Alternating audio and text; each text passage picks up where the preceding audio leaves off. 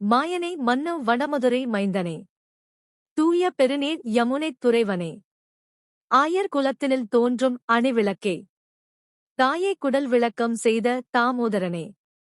தூயோமாய் வந்து நாம் தூமலர் தூவித் தொழுது வாயினால் பாடி மனத்தினால் சிந்திக்க போய பிழையும் புகுதருவான் நின்றனவும் தீயினில் தூசாகும் செப்பேலோர் எம்பாவாய்.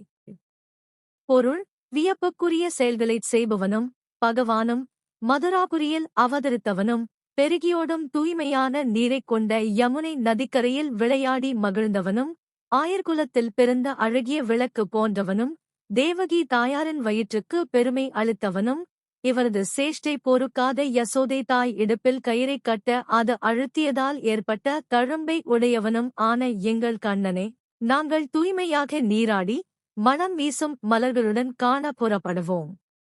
அவனை மனதில் இருத்தி அவன் புகழ் பாடினாலே போதும். செய்த பாவ பலன்களும் செய்கின்ற பாவ பலன்களும் தீயினில் புகுந்த தூசு போல காணாமல் போய்விடும்.